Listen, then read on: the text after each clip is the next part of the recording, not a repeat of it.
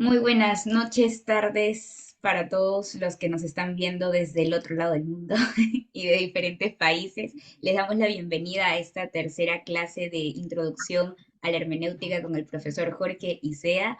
Somos Oído Activo en colaboración de Razón y Creencia. Estamos llevando a cabo la clase del día de hoy y saludo también para todos los que nos están viendo en diferido. Se perdieron unos spoilers por ahí de unas próximas clases, así que siempre animados a que puedan conectarse desde temprano acá en el Zoom.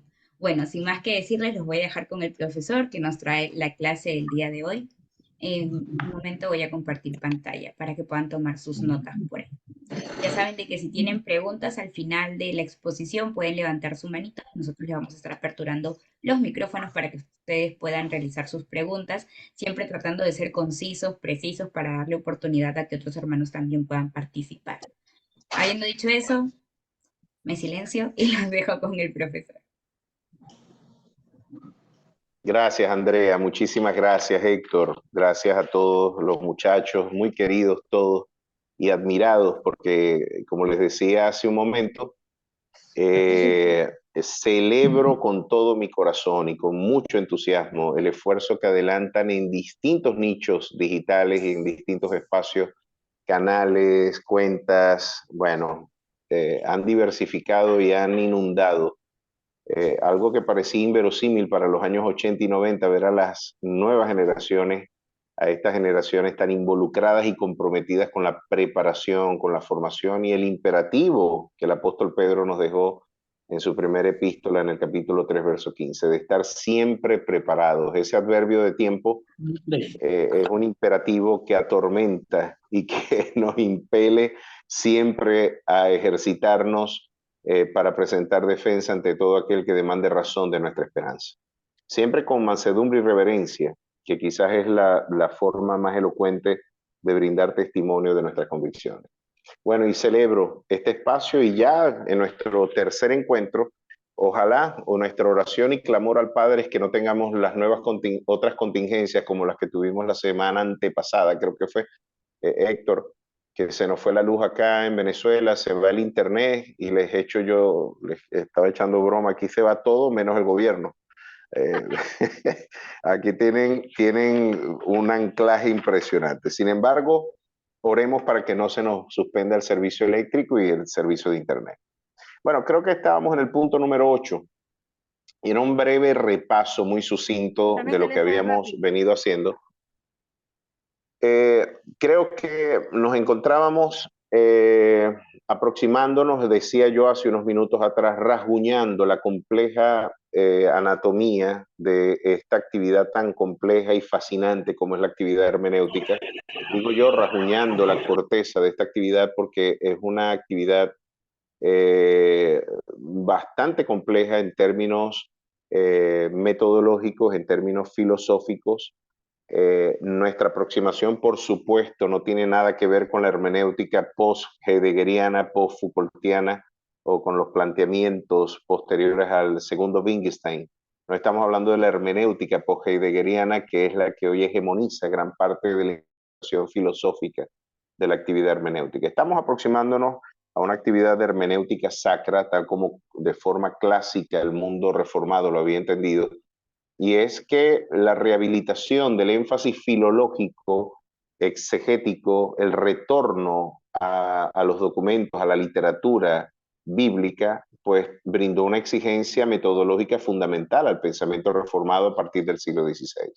Y es que si vamos a hacer de la Biblia la norma infalible de fe y de conducta, no vamos a depender de la arbitrariedad subjetiva del intérprete para que el texto se resemantice y tome las expresiones y orientaciones que el intérprete le quiera conferir. No, ese es uno de los grandes reproches que algunas comunidades católicas hoy, por ejemplo, este chico de, no recuerdo su nombre, vale, Santiago Larcón, ¿cómo es que se llama la cuenta?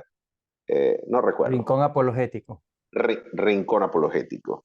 Bueno, uno de los énfasis que él nos dice es que esencialmente fueron los padres los que le dieron ese estatus de preceptivo y normativo a la Biblia, de norma infalible de fe y de conducta, cuando podríamos preguntarnos, haciendo un ejercicio de retorsión lógica, ¿y quién le confirió a los padres el estatus preceptivo y normativo? ¿Quién los constituyó a ellos en norma de la fe?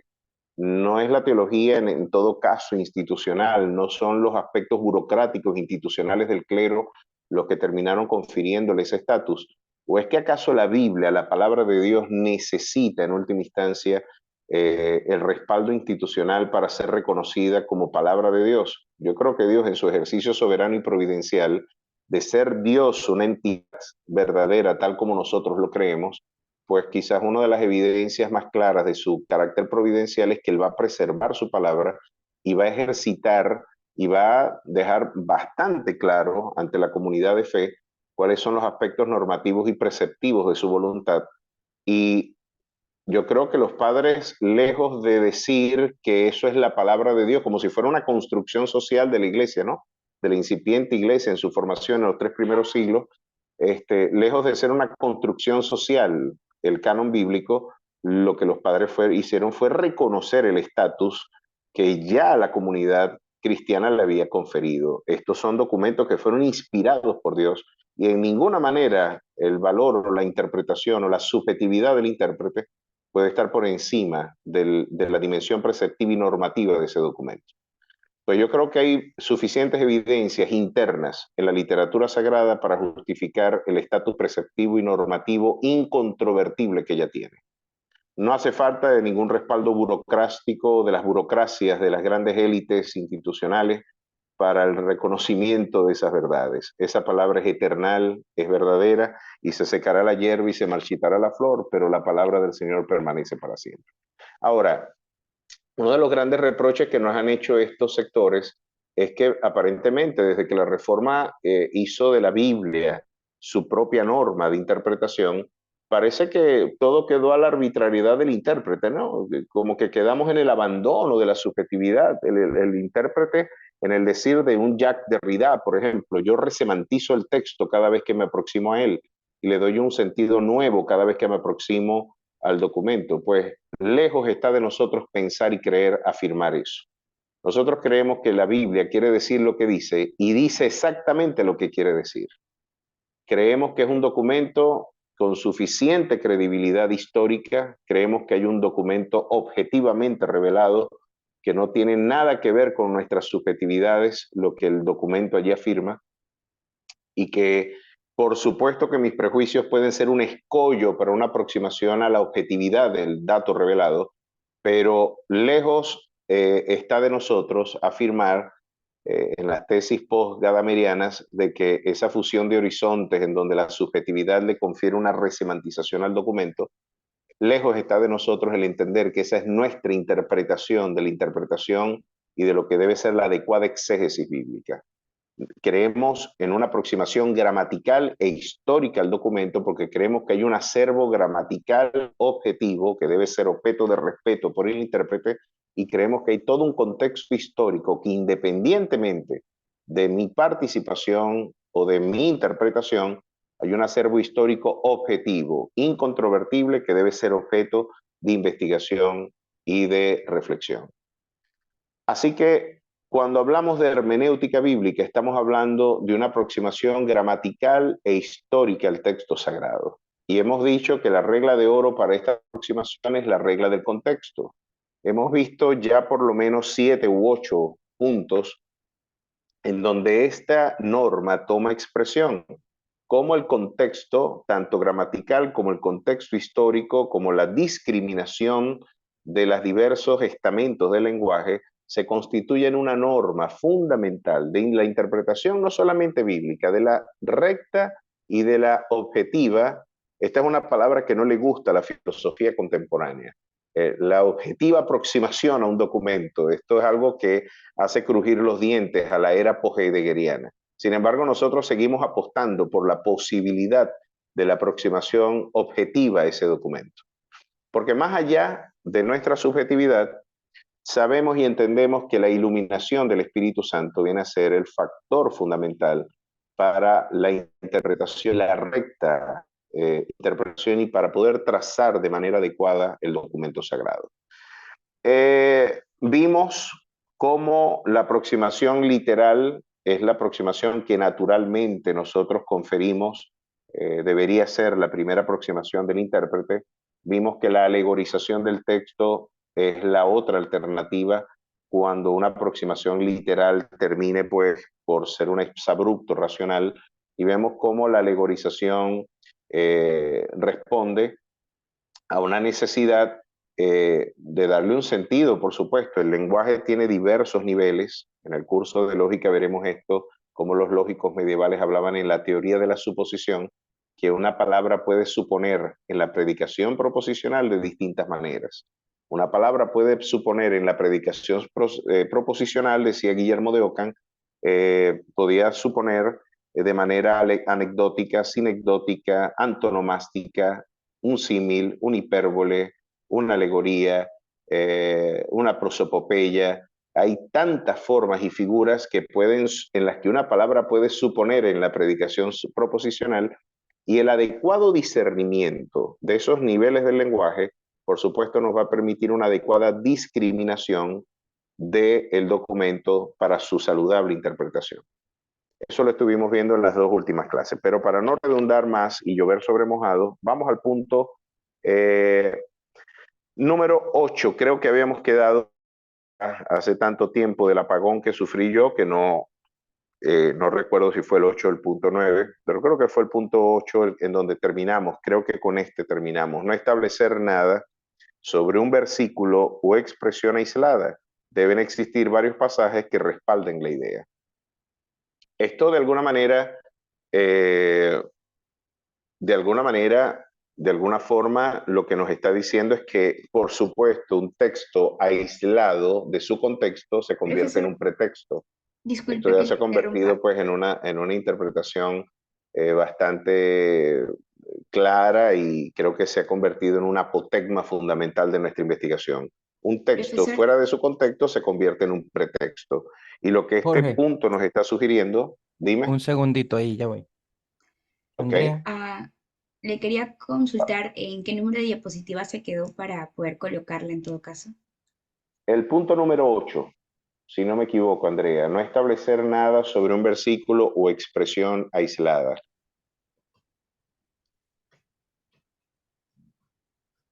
Ajá, muy bien. Aquí, ok. Creo que todavía no. Ajá, transformación. Ahí está. No establecer nada sobre un versículo o expresión aislada. Eh, Fíjense, esto es algo interesantísimo, ¿no? Y no me quiero meter en camisas de once varas, como decimos acá en Venezuela, pero hay textos que aislados, y que si no se les brinda una aproximación gramatical y sobre todo al contexto histórico, etnográfico, cultural que fue objeto o que sirvió de contexto para la manifestación de algunas afirmaciones, nos meteríamos en algunos problemas increíbles, ¿no? Por ejemplo, la controversia que seguramente, no sé cómo les fue a ustedes con esa afirmación que yo hice con el tema del velo, y esto ha suscitado un tremendo debate sobre un tema tan contemporáneo, el tema del género, ¿no? Y el tema de la participación femenina en el culto. Algo que pareciera una arbitrariedad, sobre todo irracional, no permitir que la mujer tenga alguna suerte de participación magisterial dentro de la iglesia, pareciera contradecir lo que los libros históricos nos han evidenciado. Tenemos a una Priscila de alguna forma involucrada, en este caso en la formación de un Apolos, por ejemplo. Me resulta interesantísimo esa nota de Lucas, en donde el escritor gentil viene a distinguir algo bastante revolucionario para su tiempo, y era la participación de la mujer en el magisterio, en este caso enseñando de manera más adecuada a Apolos el camino y nuestra norma de fe de una manera mucho más adecuada. Ver la participación de mujeres dentro del magisterio de la iglesia, algunas se las llaman ancianas y otros pretenden hoy, por supuesto, decir de que la participación femenina o en el caso, por ejemplo, del velo, como lo vimos hace unas clases atrás, parecieran imposiciones que parecieran arbitrarias y estar lejos de una adecuada racionalidad. eh, una adecuada racionalidad. Bueno, pero ¿cuál es el problema de que una mujer tenga la posibilidad de ejercer labores magisteriales? Yo creo que queda bastante claro con el tema del pastorado, pero el tema, si lo tomamos de manera aislada y no lo ubicamos en su contexto cultural, nos metería en grandes y gravísimos problemas teológicos, en términos sistemáticos, en términos de articulación sistemática de nuestra exposición, nos tendríamos serios problemas. Y alguien podría decir, ¿por qué? Es que ese dato, ¿por qué usted lo llama que es un dato que tiene una particularidad cultural? ¿No estaríamos sustrayendo el fundamento preceptivo y normativo de este precepto, de esta norma de fe, cuando nosotros queremos decir de que es un dato cultural el que está prevaleciendo en la redacción del documento? Pues yo creo que sí hay aspectos en donde la cultura tuvo una profunda influencia dentro de la redacción del Nuevo Testamento. Y si no, tendríamos un gravísimo problema con el tema de la esclavitud, por ejemplo. No es solamente el tema de la mujer, el tema de la esclavitud. Alguien podría impugnarme y decirme, pero es que la Biblia enseña de la esclavitud. ¿Será que nosotros tenemos una posición, una fe que promovió la esclavitud, como algunos nos han reprochado, o particularmente Hegel en su dialéctica del amo y del esclavo, de alguna manera, y el marxismo y gran parte de la izquierda nos ha reprochado, chico, es que tu espiritualidad es una suerte de opio que promueve un ejercicio de alienación, la reivindicación de la dignidad humana está lejos de encontrarse en el documento sagrado, porque la Biblia habla de la esclavitud. La Biblia, el apóstol Pablo hablaba de que los siervos debían estar sujetos a sus amos. ¿Será que la Biblia brindó una apología de esa nefasta institución?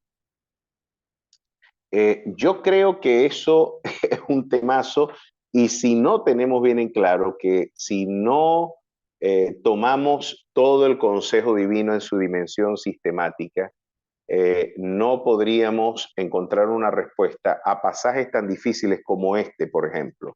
Porque Adán fue formado primero, después Eva. Adán no fue engañado, sino que la mujer, siendo engañada, incurrió en transgresión, pero se salvará, engendrando hijos, si permaneciera en fe, amor y santificación con modestia.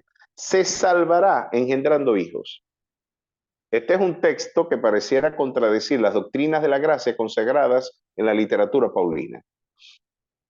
Ahora, si yo tomo este texto y lo aíslo y de ahí derivo un conjunto de verdades, voy a poner en crisis todo el aparato, todo el carácter sistemático de la exposición paulina. Y yo creo que es donde viene muy bien este principio. No puedo aislar un documento de su contexto y no puedo de alguna manera de un texto tan complejo y oscuro como este derivar un conjunto de verdades o prejuicios que vengan a lesionar la dimensión sistemática, la coherencia del sistema de la cosmovisión cristiana. Yo creo que la respuesta para esto tiene, por supuesto, una respuesta cultural. No quiero redundar en lo que ya yo había introducido con el tema del velo y cómo la participación de la femenidad en la cultura pagana, precristiana, demandó de una firmeza frente a una suerte de participación femenina muy parecida a la que hoy tristemente observamos con tanto ímpetu pues, en el mundo contemporáneo. Tengo que reconocer de que para el mundo griego la mujer era un no ser, era una persona privada de dignidad. Fue el cristianismo precisamente el que le confirió a la mujer el valor. Lebov, por ejemplo, en su libro, el profesor y historiador de la Escuela de los Anales, escribió un libro formidable sobre los disidentes del mundo antiguo. Él decía que la mujer y los niños estaban lejos de los consensos y de los debates públicos y políticos. De hecho, para los griegos, que afirman ser los padres de la democracia, una democracia bastante precaria, porque solamente podían tener participación pública los hombres y los hombres libres. En el derecho romano, los esclavos eran considerados como instrumentum bucale, herramientas que hablan. Y de alguna manera la mujer incluso yo creo que el pensamiento de Arthur Schopenhauer, cuando decía, ya bastante entrado el siglo XIX, la mujer es el ser de los cabellos largos, pero de las ideas cortas, ese carácter misoginio de resistencia a la dignidad femenina, esperó porque el documento sagrado en su dimensión, la cosmovisión bíblica, le devolviera a la mujer la dignidad que Dios le confirió. Si yo aíslo este documento, por ejemplo, de la afirmación paulina a los Gálatas, donde afirma que no hay siervo ni libre, varón ni mujer, sino que todos somos uno en Cristo Jesús, yo creo que lo que Pablo dijo en los Gálatas y lo que Pablo dijo luego en la epístola de Filemón, hablando de la esclavitud también, donde un esclavo onésimo se le escribe a Filemón para que fuera reconocido como alguien que era su hermano en la fe y devolverle la hominidad que el pensamiento aristotélico le había robado, el pensamiento clásico le había robado al esclavo, al bárbaro. El cristianismo introdujo las bombas de tiempo que vinieron a implosionar gran parte de las instituciones corruptas y de las instituciones que tristemente sustrajeron la dignidad humana a lo largo del desarrollo histórico de la cultura en Occidente. Fue el cristianismo quien le devolvió la dignidad al esclavo, fue el cristianismo el que le devolvió la dignidad a la mujer. Y esto a pesar de que la Biblia habla de la esclavitud y habla de la condición femenina como pareciendo estar en una condición eh, en desmérito de la dignidad que Dios le confirió, yo creo que hay que leerla en clave antropológica, hay que leerla en la coyuntura histórica muy concreta que la comunidad griega tenía, y lejos de ser una apología, ¿verdad?, de la misoginia o una apología de la esclavitud, se interpreta de que la Biblia también fue un documento revelado en un contexto cultural, en una realidad cultural que debe de tenerse presente cuando se estudia el documento. Lejos de pensar de que la Biblia es el agregado mítico y folclórico de la comunidad de los 3 primeros siglos, lo que tenemos bastante claro es que el Señor, de manera preceptiva y normativa, también habló a estas comunidades poniendo algunos correctivos muy particulares del pensamiento paulino a las mujeres que con ímpetu estaban queriendo presidir la asamblea y atropellar la condición masculina, pues creo que ese fue el tratamiento que particularmente en la comunidad de Éfeso estas mujeres tuvieron que asistir. Pero la Biblia, si ustedes toman este verso y lo aíslan de su conjunto general, nos vamos a meter en un tremendo problema porque estaríamos negando los aspectos fundamentales de las doctrinas de la gracia, de la dignidad universal del hombre, estaríamos negando el carácter soteriológico de la salvación, el fundamento soteriológico de la salvación solamente encontrándola en la fe. Aquí se dice que la mujer se salvará engendrando hijos y permaneciendo en fe, amor y santificación con modestia. Pareciera ser una abierta contradicción, pero no, no hay contradicción. Fue una acepción y una aproximación muy concreta a la comunidad de Éfeso que debió un tratamiento muy propio a unas mujeres muy en particular, y creo que aislar este texto del resto del conjunto de la revelación divina nos metería en serios problemas de carácter sistemático y de coherencia de nuestra fe. El punto número 9. Eh, como no me veo y no los veo, bueno, ya tengo 21 personas acá, ¿verdad que sí? No los veo, la verdad no sé si estoy hablando a la pantalla y me gustaría escuchar si me están siguiendo. No tengo ningún referente de ustedes Sí, y profesor. Creo que el me profesor es gustaría ver. referente porque todos apagaron las camaritas. Hermanos, si es que está en un lugar No, con está bien allí silencio y contigo, Andrea. tranquilos, sí Ya con pueden saber prender sus que cámaras. no, no me quede Sí, yo hablando solo aquí.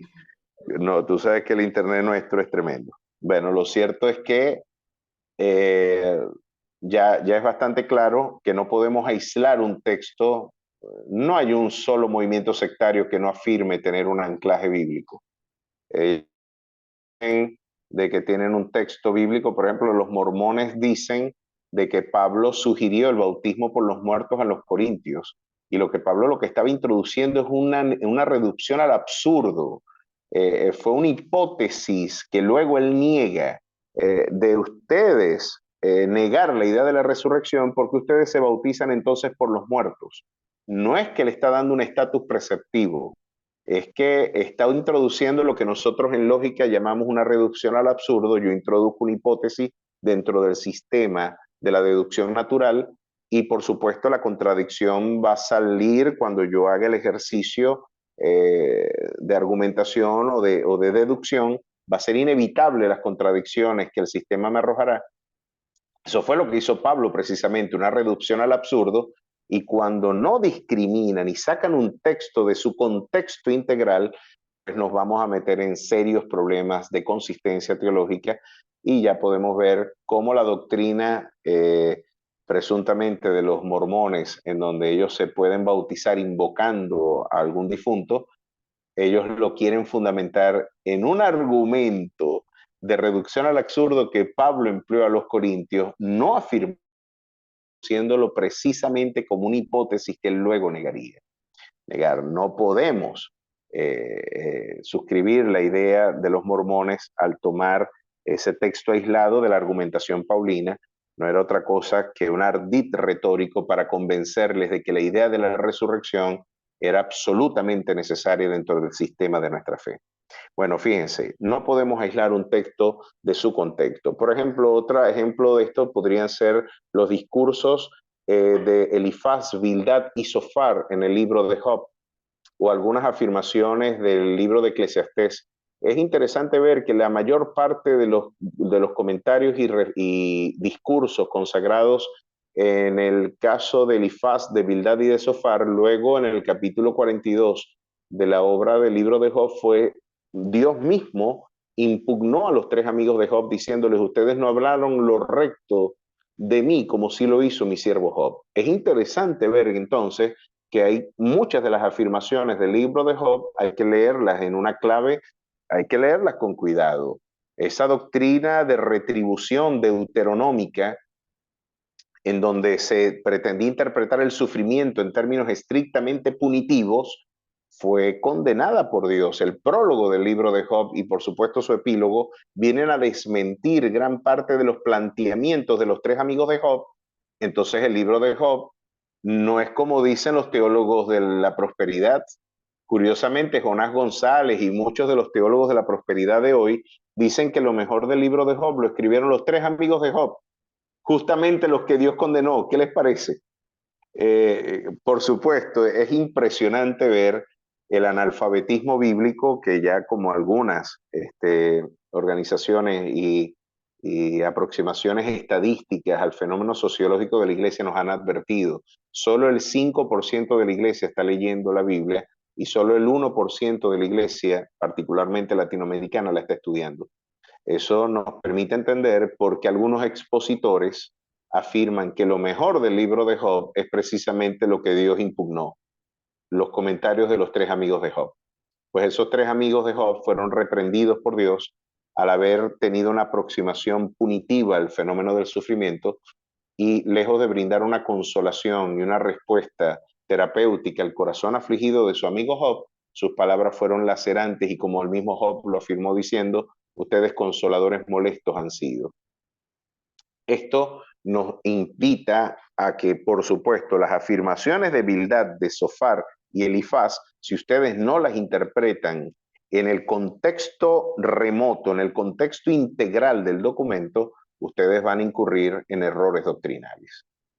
No podemos tomar las perspectivas del sufrimiento de Elifaz como doctrina y norma de nuestra fe, porque precisamente eso es lo que Dios pretendía de alguna forma impugnar y contradecir. No todo sufrimiento tiene un carácter punitivo. Hay Dios que dijo: no has considerado a mi siervo Job, varón perfecto y recto, temeroso de Dios y apartado del mal, y que aún retiene su integridad, aun cuando tú me incitaste contra él para que yo lo arruinara sin causa. Es interesante que no había una causa para la aflicción de Job, no había un elemento etiológico, pero sí había un elemento teleológico, un elemento de finalidad. Había un propósito, un designio divino con todo este proceso, y entre otras cosas, uno de los objetivos que Dios perseguía era de carácter formativo, no solamente es el punitivo con el que usualmente nosotros interpretamos el sufrimiento. Así que esta regla de interpretación es fundamental y particularmente en este libro, en la literatura sapiencial hebrea. El punto número 9. Debe distinguirse entre la opinión del autor y el mensaje de él que Dios transmite. Bueno, yo creo que estoy lloviendo sobre mojado porque eh, estoy, creo que recordando que todo esto lo habíamos compartido, nos sirvió de repaso por lo menos, pero vamos al punto número 10. El punto número 10, porque ya este punto creo que ya lo abordamos la semana pasada, estoy recordando claramente que así fue, y el punto número 10 nos recordaba esto de esta manera. Debe distinguirse entre lo que Dios ordena u opina y lo que Él solo registra en su palabra. Es interesante ver que el que tengamos un registro de algo en la Biblia no significa que le debemos dar estatus preceptivo. Y esto es lo que nos permite, dentro de las normas de oro del ejercicio de la hermenéutica, el principio del contexto, yo pienso que esta sería otra de las posibles acepciones o de las normas, reglas de oro de la actividad hermenéutica, la discriminación.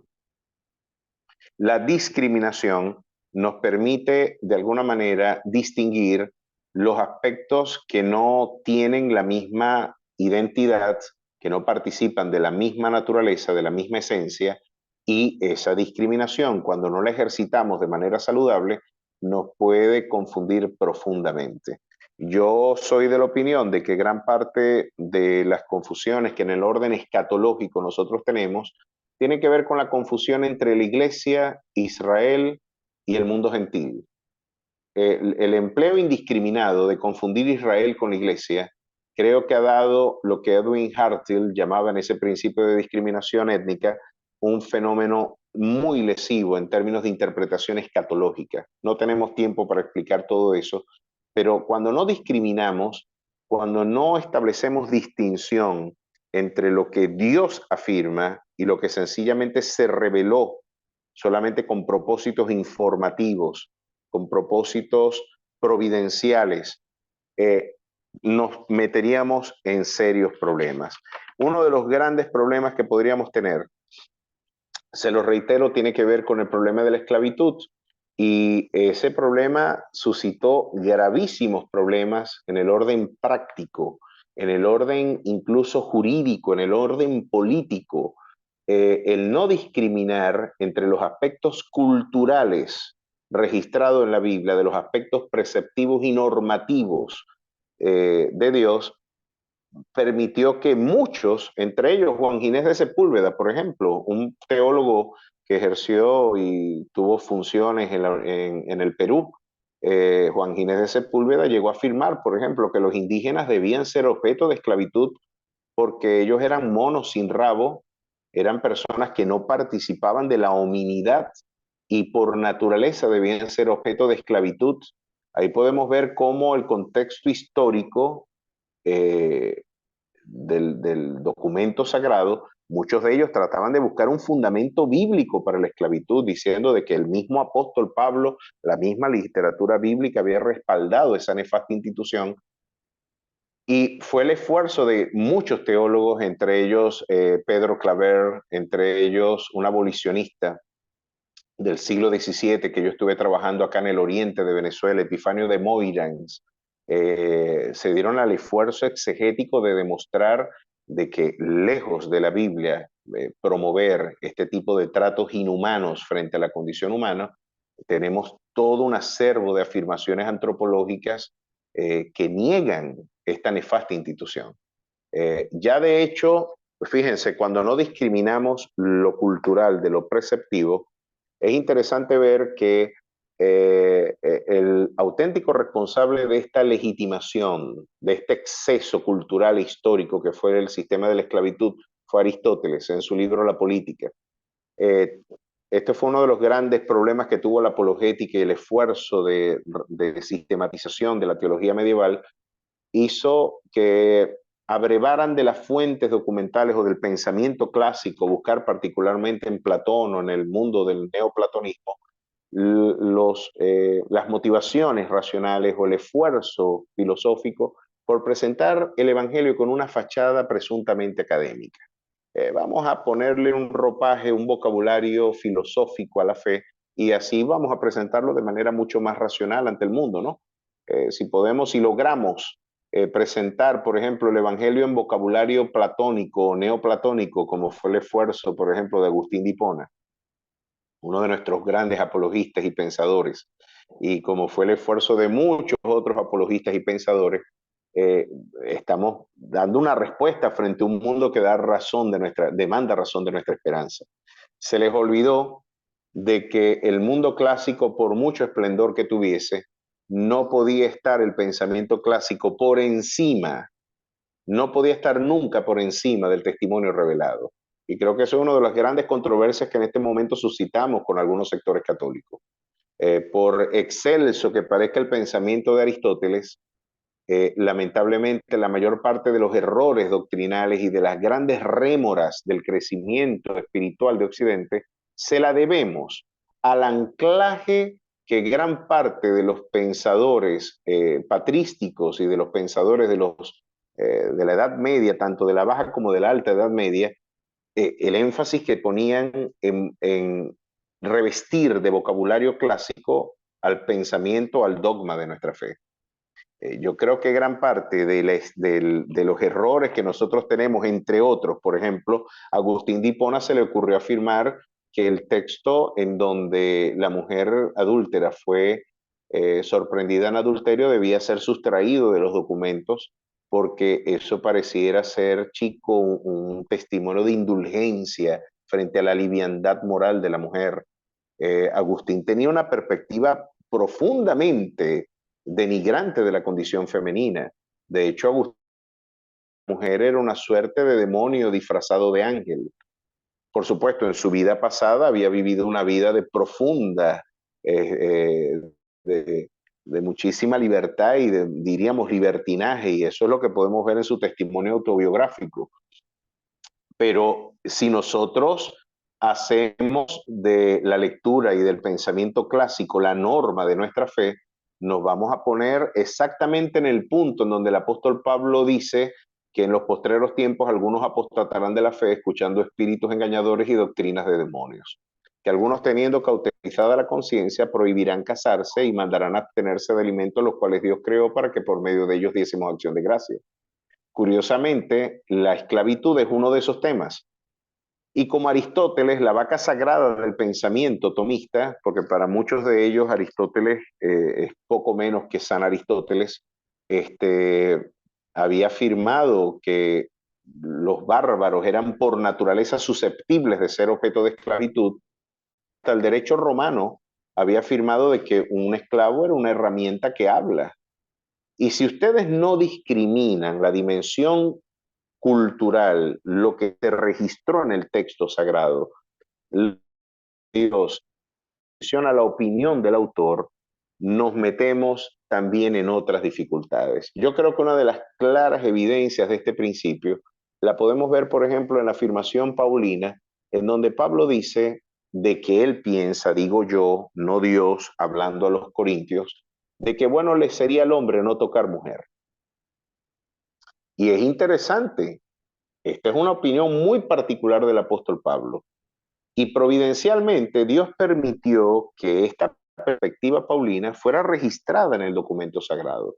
Pero vale la pena ver que parece que esa es la opinión del apóstol Pablo, muy respetable y que tiene mucho valor dentro de nuestra perspectiva de la fe. Sin embargo, parece que en este punto tenemos otros aspectos dentro de la misma revelación que podrían ser objeto de un profundo contraste. El Señor dice que el que encuentra esposa halla el bien. Y podemos ver que hay una opinión muy propia del apóstol, como ya lo vimos con el trato de la mujer en su labor magisterial, con el trato de la mujer incluso. No está prohibiendo que la gente se case, pero él considera que es mucho mejor. Yo creo que la literatura sapiencial tiene una perspectiva distinta a la diría, no, chico, el que encuentra esposo no es solamente la posibilidad de la soltería el único camino perfectible que tendría la espiritualidad y el camino de la búsqueda de la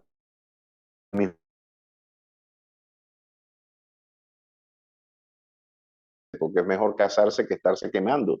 Pero es interesante ver cómo podemos entre una opinión muy particular del autor y lo que parece ser la opinión generalizada del Consejo Divino.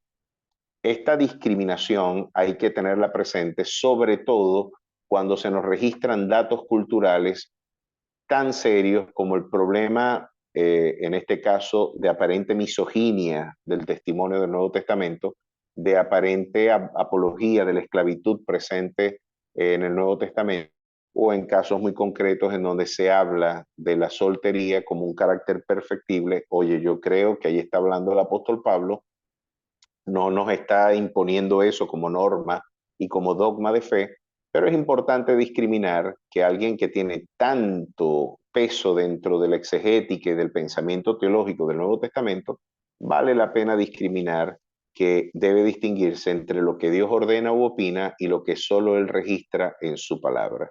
Dios permitió el registro de la opinión paulina y de alguna manera parece abiertamente verse contrastada con otras afirmaciones del texto sagrado. Es una opinión muy particular. Es interesante ver que Satanás también opinó en el libro de Génesis y dice: con que Dios os dijo, de cierto, y desafió la opinión de Dios. No, sino que vas a ser como Dios, conociendo el bien y el mal.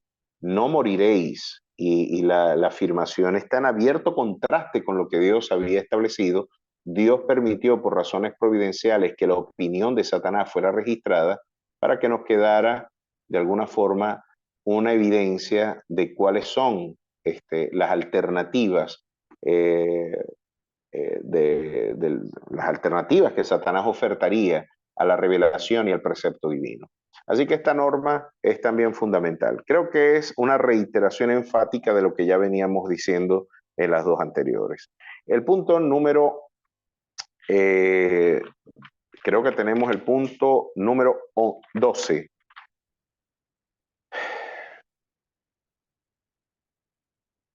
El punto número 11, pienso que ese fue el que habíamos trabajado, ¿verdad? Debe aislarse el significado del mensaje del vehículo cultural. Punto número 12 es el que ahora nos correspondería.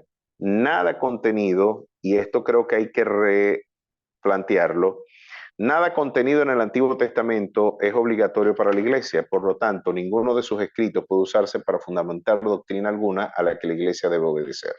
Las únicas partes vigentes del Antiguo Testamento son las que están incorporadas en el Nuevo Testamento. Este texto creo que debe ser corregido. Yo creo que los aspectos que no deben ser objeto de imperativo ético para la Iglesia son los aspectos litúrgicos y ceremoniales consagrados en la ley mosaica.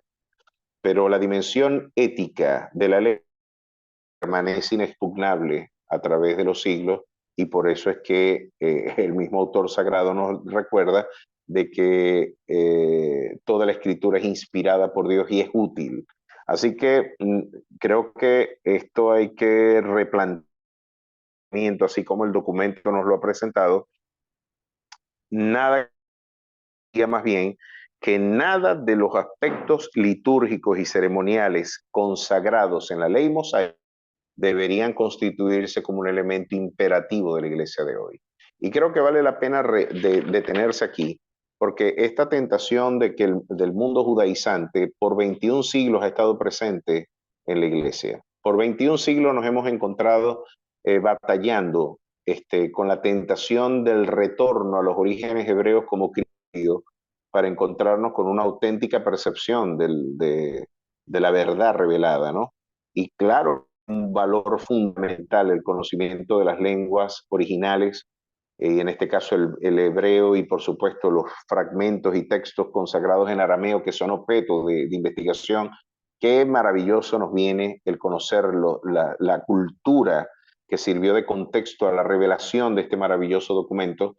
Qué maravilloso nos viene también conocer de la exegética hebrea y de gran parte del esfuerzo histórico que esta comunidad ha tenido en su aproximación al documento sagrado. Pero no podemos nunca, de alguna manera, pensar que los aspectos litúrgicos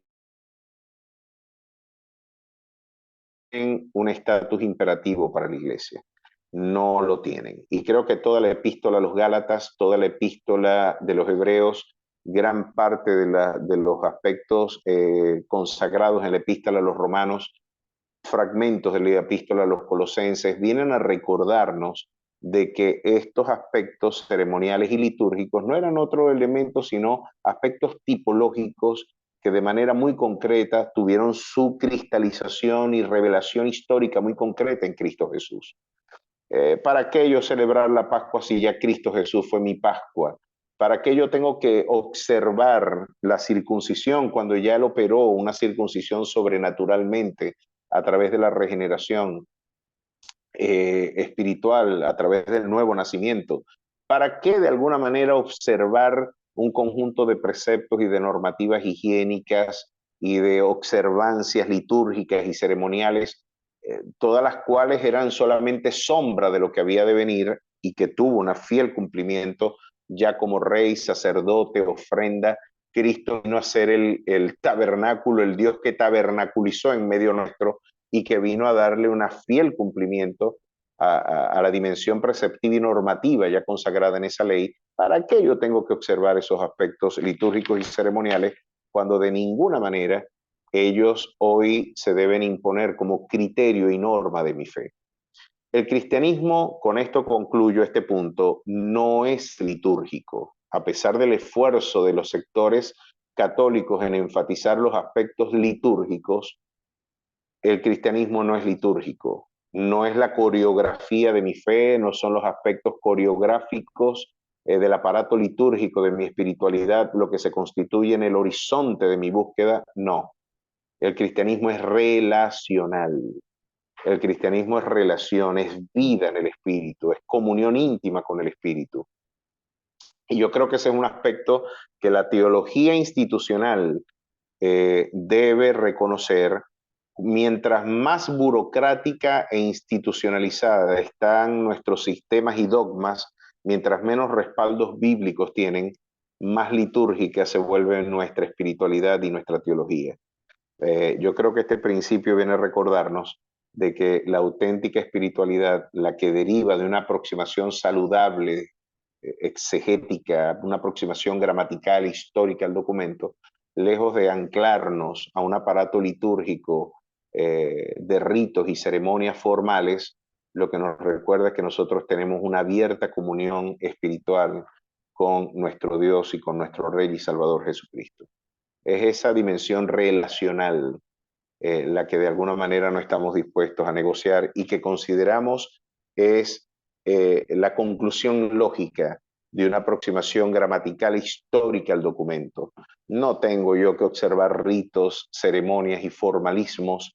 Yo creo que los aspectos relacionales están por encima de los aspectos coreográficos de una espiritualidad que, cuando se burocratiza, sustituye la teología institucional por la teología bíblica, termina derivando en esta suerte de lamentable perspectiva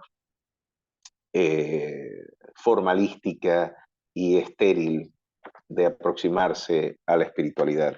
Yo creo que de alguna manera esos son algunos principios fundamentales. Y miren, esta discriminación, la posición de una idea y su relación con la Biblia. Es interesante que esto fue objeto de controversia en la Reforma, sobre todo entre Zwinglio, Calvino y Lutero. Tuvimos algunas interpretaciones muy interesantes de cómo un pensamiento se puede considerar bíblico, cuando una opinión se considera antibíblica y cuando una opinión se considera también extrabíblica. La pregunta es esta, y por supuesto, nosotros, quiero detenerme aquí en este tema, porque este es un tema, quizás como diría Paul Ricoeur, el célebre hermeneuta francés, él decía que quizás la actividad más compleja del quehacer hermenéutico termina siendo la aplicación. La aplicación del esfuerzo hermenéutico viene a constituirse quizás en el auténtico desafío luego para el intérprete y para que él se ejercita pues en estos principios. ¿Cómo aplicamos esto? Una idea es bíblica, por supuesto, cuando podemos poner esa idea en perspectiva bíblica, es porque podemos poner nuestras opiniones en versos bíblicos. Oye, es que yo de alguna manera a mí me gusta comer, eh, yo puedo comer carne y no tengo ningún problema en comerme un asado y comerme una carne y puedo encontrar suficientes versos bíblicos que me permiten perfectamente comer de la carne, casarme, no tengo ningún problema en casarme, a pesar de la breve digresión que vimos en donde Pablo sugería la soltería como alternativa perfectible para la comunión y la vida del Espíritu. eh, de alguna manera puedo conseguir versos bíblicos que respalden perfectamente que la única, esto sería una muy buena pregunta para esta comunidad teológica que nos está impugnando, ¿no? Interesante pregunta, eh, porque el tema del celibato y de estos votos célibes que después de todo Pablo había dicho que el prohibir casarse iba a ser un testimonio de apostasía, bastante claro, así lo dejó muy claro en los... Eh, ¿Tenemos problemas de audio? ¿Algún problema? Coméntenme. No, se oye bien, yo lo oigo bien, corrido. Ah, bueno, porque aquí escribieron, creo que escribieron que no se escuchaba. Les pido mil disculpas si estaba yo...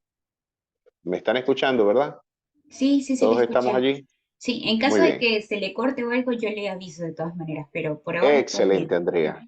Excelente, excelente. Bueno, lo cierto es que una muy buena pregunta sería, hacerle, yo puedo poner mi opinión en perspectiva bíblica y puedo creer que un pastor se puede casar, eh, porque curiosamente el que ellos consideran es la piedra angular, ¿verdad?, del obispado de Roma, en este caso Pedro. Curiosamente Jesús le sanó la suegra.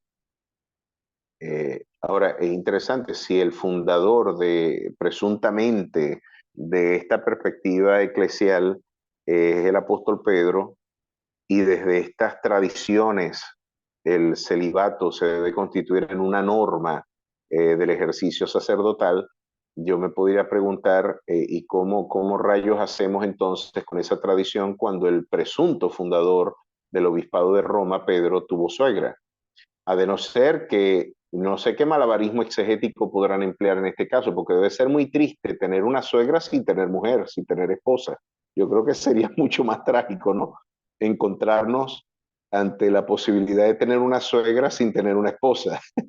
Yo creo que sería bastante lamentable y tendríamos que haber orado por el hermano Pedro ante la lamentable contingencia de tener una suegra sin tener una esposa. Es bastante, debe ser bastante lamentable. Lo cierto es que yo puedo afirmar que una idea es bíblica es cuando puedo poner esas opiniones en versos bíblicos. El escrito está, para nuestra perspectiva hermenéutica, es fundamental. Y yo creo que ese es el retorno necesario de la iglesia latinoamericana y de la iglesia universal, volver a la fuente, volver al documento sagrado como norma infalible de fe y de nuestra conducta. Eso nos queda bastante claro. ¿Por qué quiero distinguir esto? Porque nosotros podemos sociológicamente, esta taxonomía me resulta muy interesante distinguirla porque nosotros podemos, eh, fíjense, aquí me están haciendo una pregunta interesante y esa pregunta la quiero responder con esta taxonomía sociológica. Es una aproximación más sociológica que teológica la que voy a hacer en este momento. Nosotros podemos ver que en términos teológicos, por lo menos tres dimensiones de la teología pueden estar articulando nuestra perspectiva y cosmovisión. Por una parte, podríamos tener una perspectiva, una teología folclórica. La teología folclórica, en este caso, es la teología que deriva de un conjunto de ideas que etnográficamente están presentes dentro de la comunidad de fe y que, bueno, tristemente, por no ejercitar lo que el apóstol Pablo afirma en Romanos 12, 1 y 2, de no conformarse a este siglo, sino que debemos renovarnos en nuestro entendimiento para comprobar cuál es la buena voluntad de Dios, que es agradable y es perfecta. De alguna manera, nosotros echamos manos de algunos elementos de la cosmovisión de nuestras comunidades precristianas, y eso puede explicar por qué se ha constituido en un nuevo paradigma misionológico la magia homeopática, porque algunos evangélicos creen, por ejemplo, de que si a ti te corta el cabello un homosexual, puede haber una transmigración de demonios del homosexual que toca, ¿verdad?, la cabeza del que está cortándole el cabello. ¿De dónde rayos los evangélicos han sacado esos disparates? ¿Quién te dijo a ti que puede haber la transmisión de un demonio por contigüidad física? Eso es magia homeopática. Eso no es cristianismo, eso no es la cosmovisión cristiana. O lo que yo escuché hace unos días atrás eh, en unos talleres de guerra espiritual que dan en Miami y llegan la gente toda vuelta loca de los Estados Unidos y llegan a Latinoamérica a repetir algunos de estos enlatados y disparates. En el libro El vino a dar libertad a los cautivos, no recuerdo el nombre de esta señora, en el libro El vino a dar libertad a los cautivos, ella decía que si se perdía un pedazo de cabello y un brujo lo tomaba, así fuera ese pedazo del cabello, Rebecca Brown, esa, una de las grandes apóstatas del mundo de hoy. Fíjense, decía que si se perdía un pedazo de cabello de un sujeto al que le hayan cortado el cabello, un brujo podía echarle una brujería al cristiano si el brujo echaba mano de ese pedazo de cabello. Eh, ¿De dónde rayos viene esa idea? ¿De dónde rayos viene la idea de que una persona me puede a mí contaminar por contigüidad física, una suerte de maleficio demoníaco? Yo le estreché la mano a un ateo y me voy a contaminar de ateísmo. Me voy a tomar un café en una cafetería donde previamente pudo haber tomado otra persona o sentarse otra persona. ¿Será que yo puedo adquirir alguna suerte o estoy sujeto a alguna contingencia metafísica en donde la transmigración de fuerzas espirituales pueden penetrar y socavar mi libertad espiritual? Pues eso no lo dice el Evangelio, eso lo dice la teología folclórica. Ese es el sincretismo, ese pasticho ecléctico de ideas inconexas, con poca coherencia y consistencia sistemática, que lamentablemente muchos de nuestras perspectivas latinoamericanas han integrado en nuestros púlpitos. Hoy, con absoluta convicción, creo que Paul Washer lo dijo muy bien, hoy sufre más el Evangelio por sus exponentes que por sus oponentes.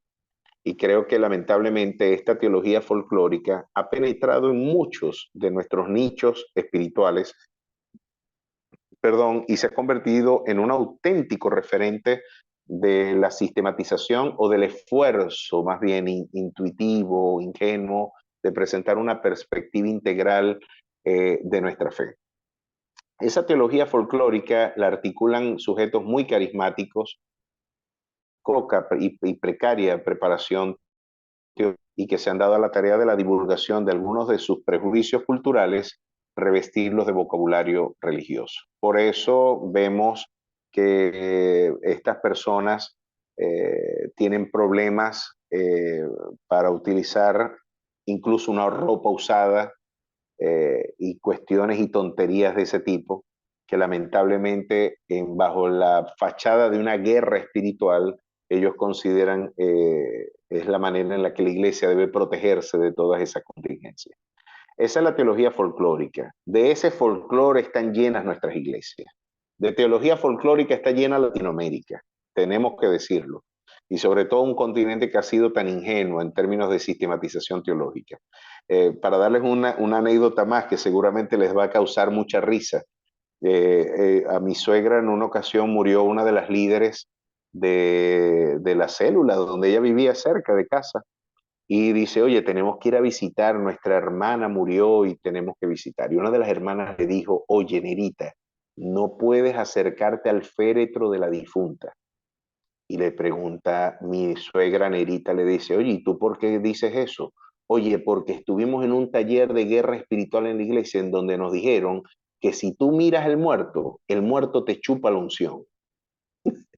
Y yo todavía me estoy riendo de eso, que el muerto te chupa la unción, el muerto te roba la unción. ¿De dónde? Yo he tratado he hecho mi ejercicio, yo me imagino que ver algo con el tema del voto del nazareo, de no tocar un muerto, un difunto, y por ahí se anclaron en una lectura mágico-miopática de ese tema, ¿no? Yo me imagino que por ahí lo llevan. Pero el tema de los apóstoles también, ellos tienen mucho folclore. Por ejemplo, uno de mis preceptores, pastores y maestros, Gerardo de Ávila, me comenta que en una ocasión uno de sus discípulos en Puerto Rico estuvo en un aeropuerto y de alguna manera estuvo, dijo, vio a uno de estos apóstoles rodeados con 10 guardaespaldas. Y él dice, bueno, yo por razones de cortesía lo iba a saludar.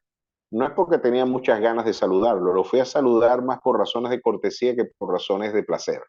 Entonces me fui a acercar, extendí mi mano y cuando fui a extender mi mano para saludarlo, el sujeto vino y me dijo, no lo toques, uno de los guardaespaldas, no lo toques porque cuando él está bajo la unción, si tú lo tocas, te puedes morir. Y este hermano en buen puertorriqueño le dijo, vaya, uno tocaba al Señor Jesucristo y lo sanaba y uno toca uno de estos calembes y lo matan. Estos tienen, como que tienen más voltios que Jesús. Y con todo este histrionismo y todo este aparato de metafísica eh, rebuscada y de una metafísica bastante barata, la teología folclórica toma expresión. Pero sí, tenían más voltios que Jesús. Ellos creen que si tú los tocas a ellos, te matan. Por lo menos yo tocaba a mi Señor y nos sanaba. Uno toca uno de estos calembes y te matan. Tienen más voltios que Jesús, según ellos. La teología folclórica toma estas expresiones y por supuesto juega con la ignorancia y con la anorexia teológica del pueblo y de su folclore. Pero por otra parte está la teología institucional. Esa teología institucional es la teología, por supuesto, con un rostro mucho más académico, es el exudado histórico de nuestras grandes instituciones eclesiales, es el esfuerzo de burocratización que la Iglesia ha ejercido cuando ha confundido el estamento espiritual con el poder político y social. Y quizás este es el que da razón de una de las mayores perversiones y yo creo que degeneraciones de la vitalidad de nuestra espiritualidad. Este tipo de teología es la que puede financiar cuerpos y grupos guerrilleros en distintos países del mundo y tienen orfanatos también. Esta es la teología que dice, bueno, la Biblia dice eso, pero nosotros decimos esto. Peor para Dios, ¿no? Peor, si Dios opina eso, no es un asunto nuestro. Nuestra institución tiene mayor peso y vigor que el testimonio revelado. Y lamentablemente de eso no solamente podemos ver en el catolicismo una expresión muy clara, yo creo que está muy presente también en el mundo protestante. O más bien, como lo diría Dietrich Bonhoeffer, entre los protestantes sin reforma. Protestantes sí, pero sin reforma. Esos mismos, esa asociación de teólogos, por ejemplo, que en pleno corazón de la Segunda Guerra Mundial, la Asociación de Teólogos Luteranos eh, afirmó diciendo que una de las grandes bendiciones que había experimentado Alemania era tener a Hitler como su presidente y su preceptor político, el líder histórico, el caudillo nacional que necesitaba. Era una oración contestada de la Iglesia el tener a un hombre como Hitler en el poder. Esa es la teología institucional. Esa es la teología de Pío XII, por ejemplo, el papa que tiene el tupé de ser el papa del Führer. Y basta ver cómo el Vaticano llegó a un concordato mucho antes, incluso que el mismo Mussolini en la Segunda Guerra Mundial. Y ustedes pueden googlearlo y pueden ver perfectamente a Pío XII abrazando a Hitler. Es la teología de nuestras burocracias, de esos esfuerzos de utilizar la fe como instrumento de mercado y como un instrumento de poder, en donde el Estado, la Iglesia se terminan matrimoniando y como les reitero, es un pecado en el que han incurrido gran parte de nuestros concilios en su esfuerzo por participar en el poder, porque siempre que la Iglesia y el esfuerzo de la fe se burocratiza, lamentablemente termina degenerando en estas suertes de teologías institucionales en muchos casos, no en todos, porque hay formas de institucionalizar nuestra fe legítimamente y en donde nuestros grandes concilios y credos han dado un testimonio de nuestro esfuerzo institucional por dejar una huella histórica de nuestra perspectiva y de nuestra fe ante el mundo, como embajadores de Cristo ante el mundo, pero muchos de estos esfuerzos han degenerado en una suerte de burocracias de pastores de maletín que terminan pues utilizando el evangelio como un instrumento de mercado. Esa teología institucional es muy lamentable, al igual que la folclórica.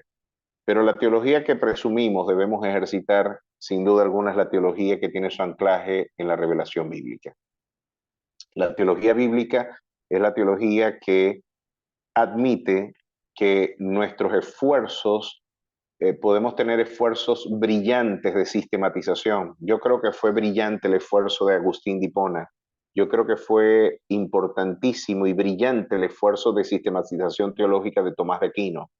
Yo creo que no hemos logrado un mayor nivel de sistematización que Tomás logró. Sin embargo, ni Tomás ni Agustín son mi norma de fe. Y a pesar de que reconozco el esfuerzo magisterial que ambos emprendieron, puedo reconocer que ambos incurrieron en profundos errores porque estuvieron en muchos casos más anclados al testimonio y a los prejuicios que fueron propios al mundo clásico que a lo que el texto revelado había planteado como norma y precepto de nuestra fe. La teología bíblica es la teología que está anclada estrictamente a la revelación bíblica y que solamente podría imponer como criterio y norma de conducta lo que la escritura establece.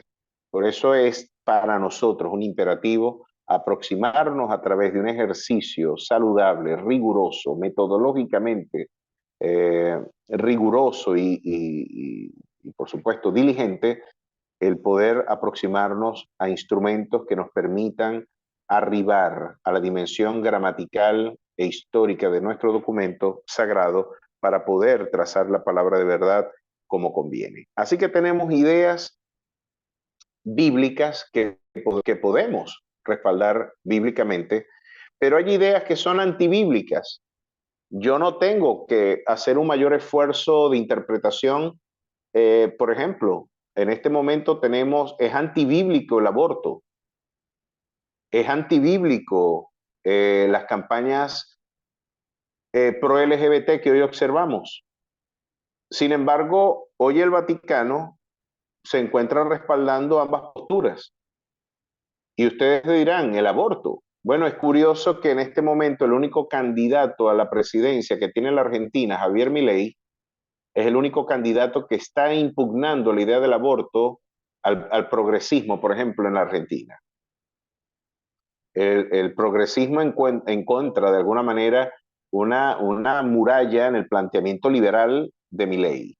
Y curiosamente, el Papa condena solamente a Milei y no condena a todos los pro-LGBT y a todos los pro-abortistas que en este momento adelantan esfuerzos por consumar alguna suerte de liderazgo político en la Argentina. No hay esa impugnación, se impugna a Milei y curiosamente al impugnar a Milei, el único pro vida de los líderes y candidatos políticos que en este momento dispone la Argentina, curiosamente es el único que está siendo impugnado. De esta manera queda bastante claro que el Vaticano no parece que no le interesa mucho resistir la agenda globalista que hoy tristemente ha hecho del Cono Sur, particularmente la Argentina y Chile, un laboratorio sociológico de esta nefasta orientación de pensamiento político. Y podemos ver cómo el matrimonio igualitario ya encontró una abierta apología en los sectores del Vaticano.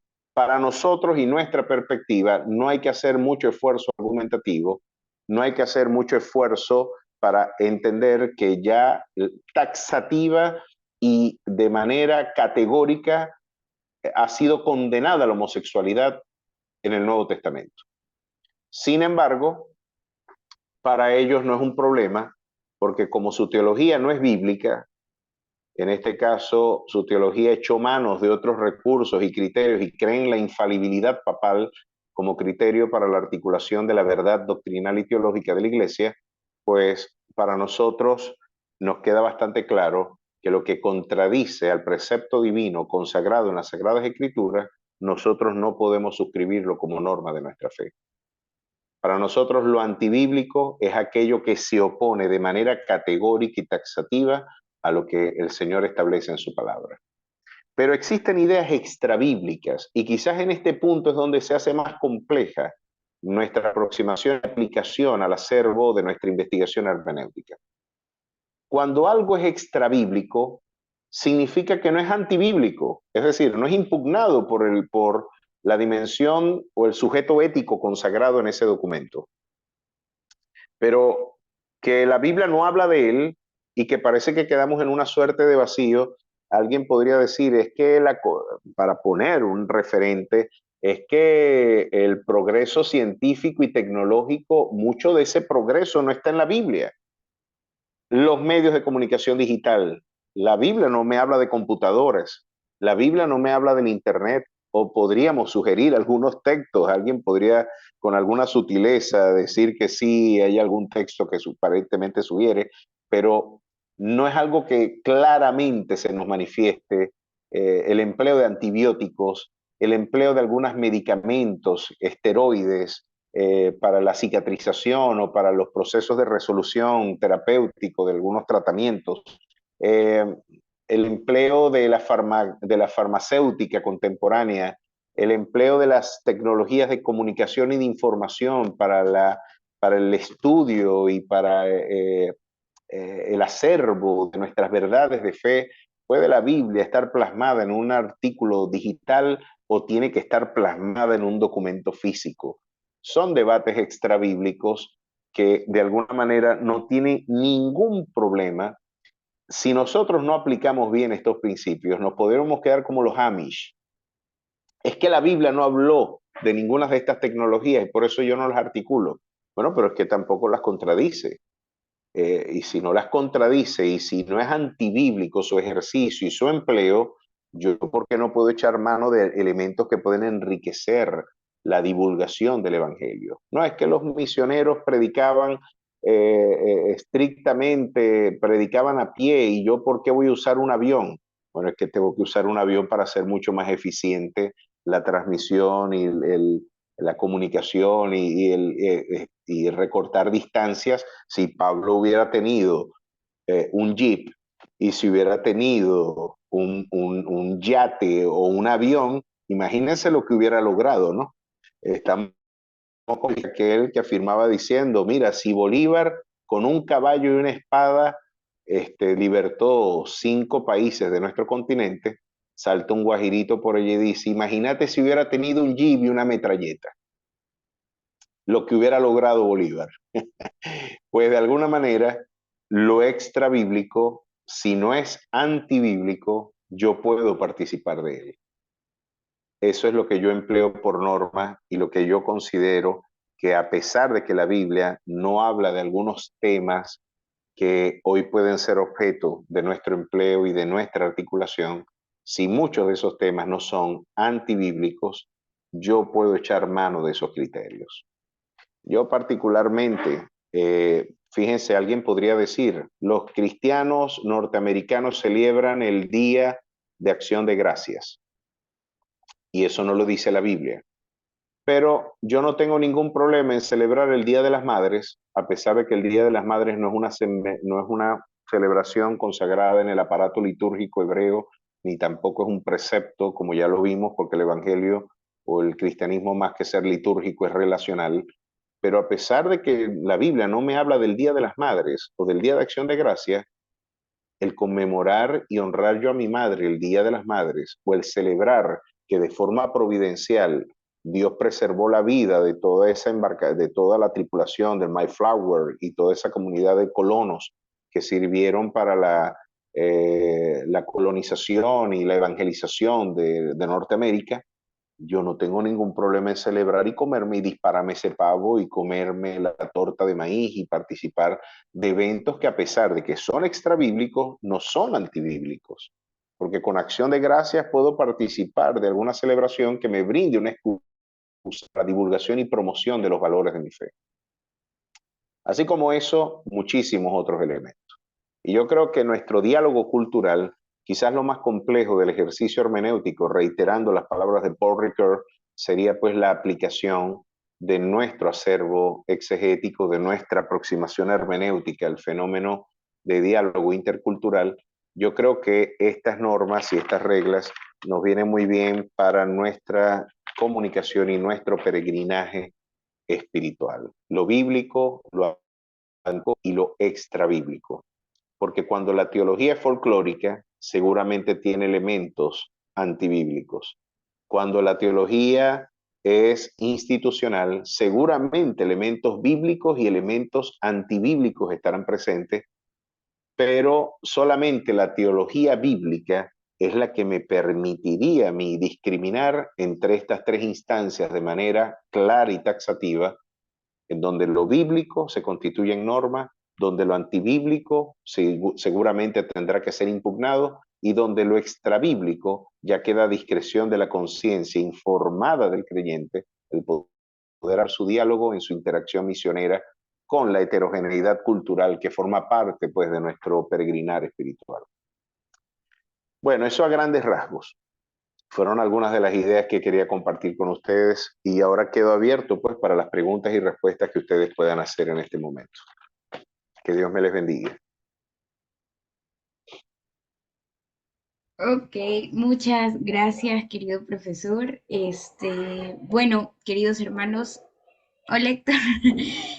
No sabemos si tienen preguntas. Si es así, pueden levantar su manito para que nosotros podamos tomar sus preguntas en reacciones para que podamos ir haciéndolas en orden y de esa manera podamos ir abriéndole el micrófono a cada uno de aquellos que estén ahí. Uh -huh.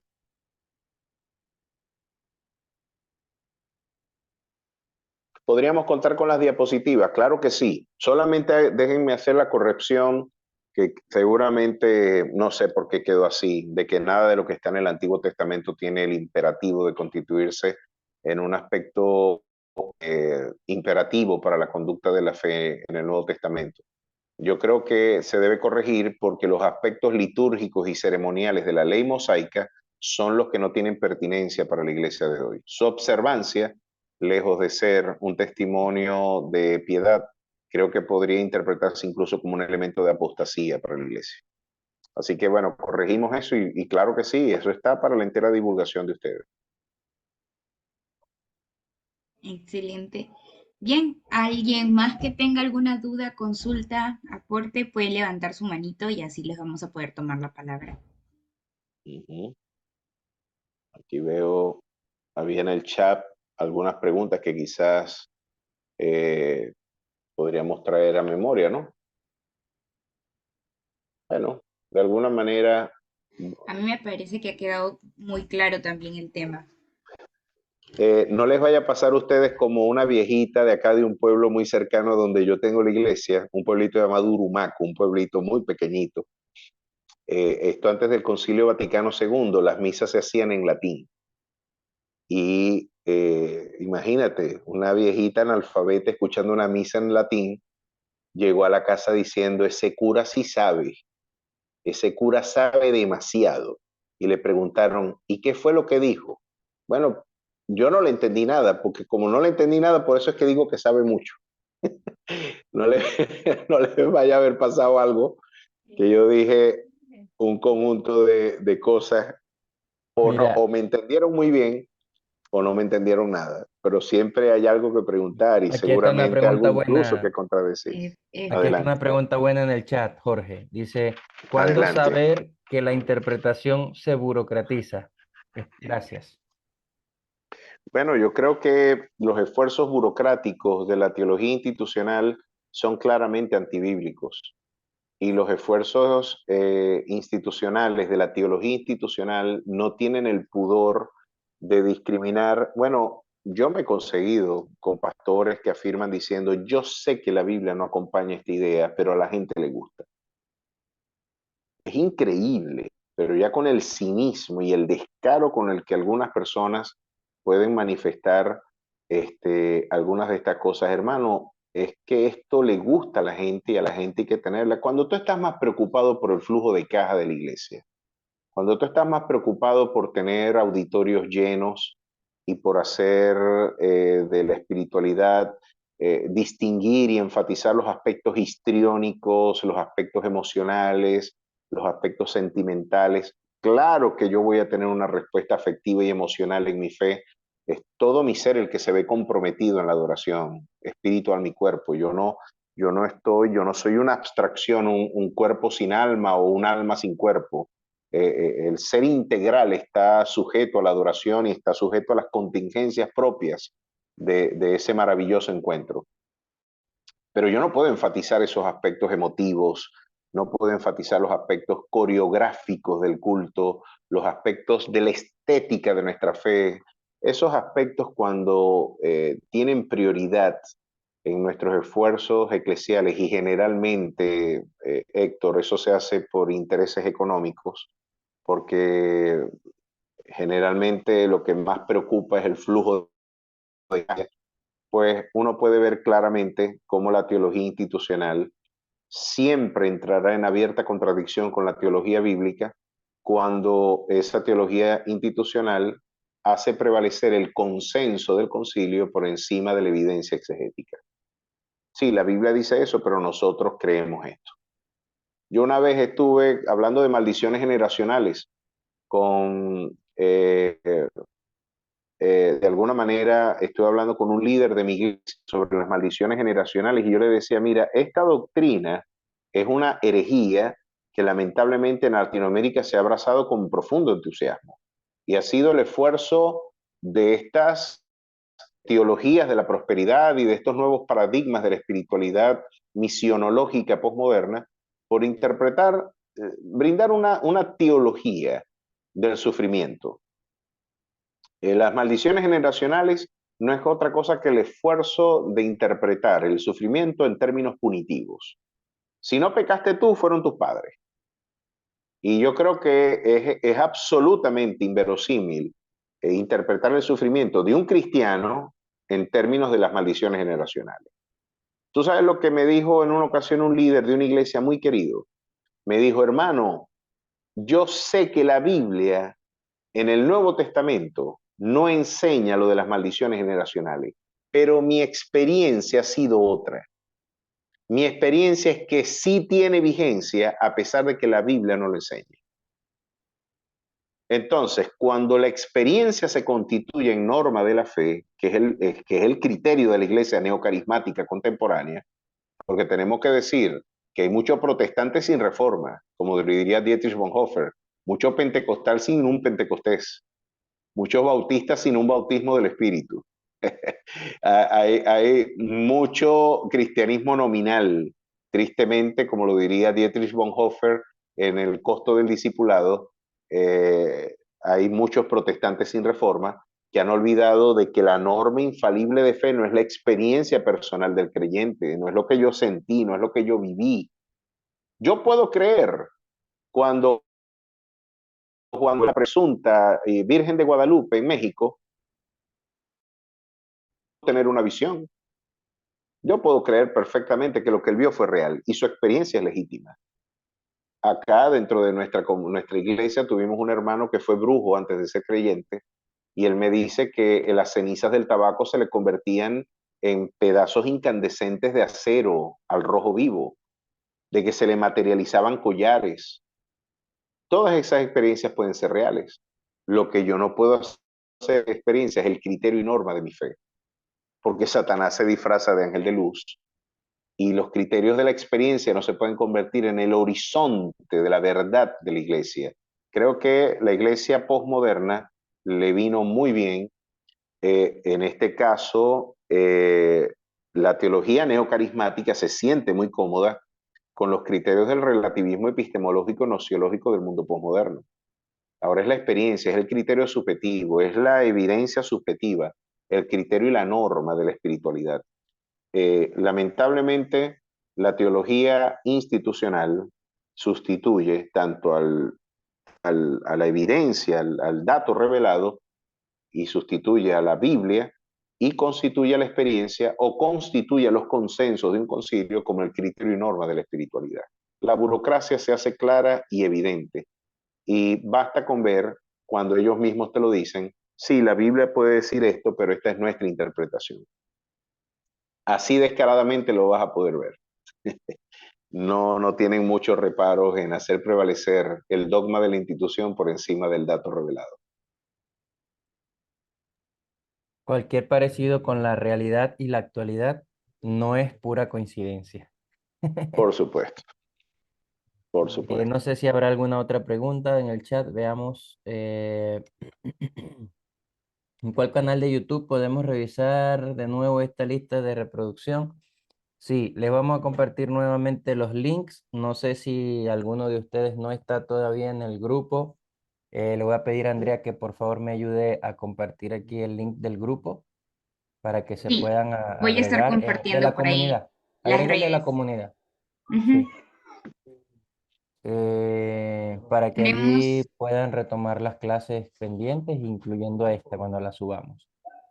sí, tenemos también una manito levantada del hermano Melvin. Melvin, casi Gracias. nadie. Gracias, hermano. Gracias, hermana. Excelente profesor, excelente ponencia, muchísimas gracias. Mi hermano, yo quería hacer más que todo una pregunta y también al mismo tiempo pedir un consejo, ya que, bueno, tal vez la pregunta se va a desviar un poquito, pero la traigo a colación porque lo mencionaste como dos, tres veces, y es al respecto, mi hermano, con la cantidad de fetichismo Mm, que se ha metido dentro de las congregaciones sí, y la anécdota que tú contaste con respecto a estos apostolados que tienen triple unción y todo lo demás. Vamos a ver, mi hermano, quiero plantear bien la pregunta porque esto ujú. ya lo hemos hablado muchas veces entre los círculos y Edwin, por eso es que claro, por eso es que hacemos este tipo de estudios para poder tratar de persuadir o influir en las personas para que seamos seres, sé que somos seres espirituales, pero que utilicemos pues nuestro Lorena. raciocinio pues a la fe, ¿no? Ahora bien, mi hermano, hablando de esta parte, ah, me han dicho algunos, ¿sabes qué? Está bien, enfoquémonos, digamos, de esta generación hacia adelante, pero no hay que meternos tan profundamente con personas digamos, del siglo pasado, personas de 40, 50, 60 años, que son nuestros abuelos, incluso nuestros padres, que son cristianos, pero que Ujú, todavía no pueden dejar esas costumbres, como por ejemplo, hoy por hoy hay cristianos que creen que si tienen la Biblia abierta con el Salmo 91, pues están exentos de una invasión demoníaca y bueno, entre otro tipo de fetichismo, ¿no? Mi hermano, sí, sí, claro. yo sé de que ahorita nos acabas de comentar que tú vienes, digamos, de esa época, pero tú eres un Sí, filósofo intelectual, mi hermano. ¿Qué consejo nos podrías dar a nosotros como para ser, digamos, prudente, pero al mismo tiempo hablar estas verdades que han causado muchas veces el ridículo a nivel mundial, digamos, o en nuestra claro. Latinoamérica? Entonces, ¿cuál sería esa forma o qué nos aconsejaría mi hermano? Bueno, aquí todos prácticamente somos estudiantes que estamos en formación y no queremos pues ser tajante porque al final pues vamos a terminar pues excluido como otra generación y bueno, entonces eso es básicamente, y disculpa que sea tan Claro. eh, en la No, pregunta, o sea, tenga tanto énfasis, pero me gustaría escuchar desde tu punto intelectual y desde tu experiencia, cómo podemos ser sí. concretos en esto. Gracias, mi hermano. Amén. Excelente pregunta y qué pertinente, sobre todo, Melvin, para nuestra interacción pastoral, ¿no? Nuestra interacción misionera y pastoral. Por supuesto, yo entiendo la crisis de conciencia que esto puede, tanto los prejuicios.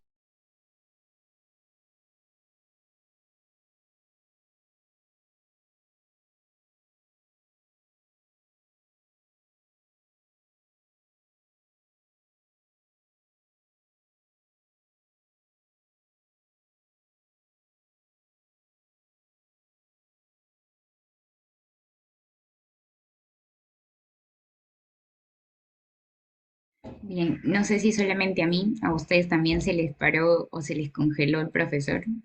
Sí, se quedó congelado ahí, se quedó pegado. Vamos a ver si Bueno, retoma en unos segundos. vamos a esperar.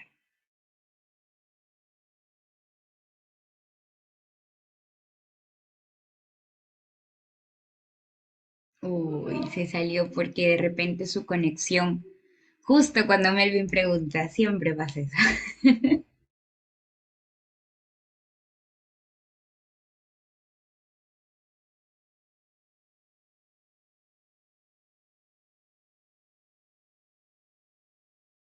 Bueno, Héctor, si te puedes comunicar con el profesor y a ver si tiene conexión a internet o si es su luz. A eso voy, a eso voy. Por aquí lo veo.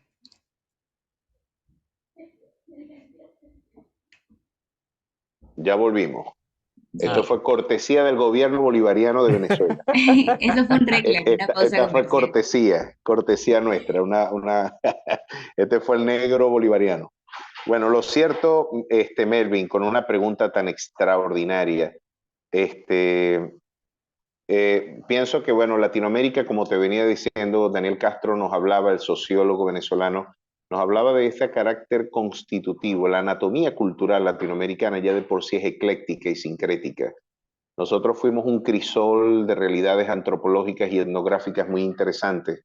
La negritud, la experiencia mesoamericana, por ejemplo, particularmente en tu caso centroamericano, nuestra experiencia indígena, nuestra experiencia hispánica. Venezuela fue un crisol de muchísimas culturas que se integraron dentro de nuestra convivencia sociológica e histórica. Y bueno, gran parte de nuestras perspectivas del mundo, yo creo que esto es uno de los grandes valores del pensamiento de Edwin Orr, un libro al que yo les recomiendo, muchachos, que tienen que leer, La concepción cristiana de Dios y del mundo, de James Edwin Orr. Fue un conjunto de conferencias que él dictó en la Universidad de Oxford, y lo puso por libro, de la editorial CLIE. Muy buen documento, un libro muy denso, pero maravilloso, donde nos advierte, bueno, todo el mundo tiene una cosmovisión. El tema de la cosmovisión fue un tema que trajeron los teólogos del primer tercio del siglo XX, pues, al debate misionológico, pero todo el mundo tiene una perspectiva integral del mundo. La cosmovisión latinoamericana, podríamos repetir, claro que sí, James Edwin Orr.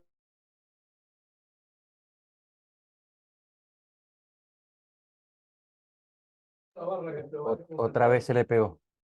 Sí, pero lo estaba repitiendo, es James Edwin y el título del libro es La concepción cristiana de Dios y el mundo.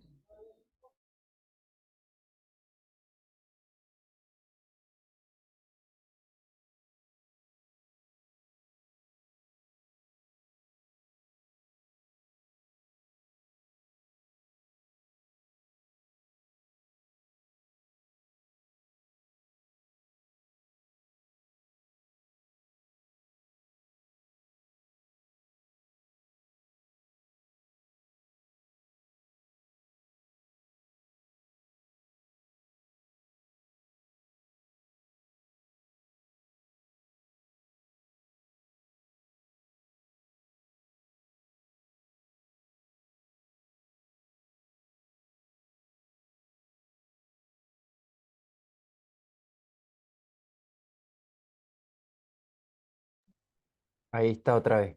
Ahí está, Jorge.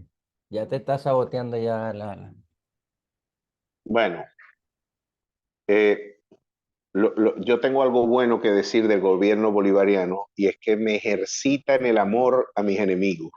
Yo tengo que, tengo que amar a toda esta gente y orar por ella. Qué Nos hace crecer maravilloso. en el fruto de la paciencia. Sí, vale, la paciencia. Si yo pudiera poner mi paciencia en vocabulario, decía, creo que fue Neruda, que la poesía es darle a la palabra el estatus de la imagen.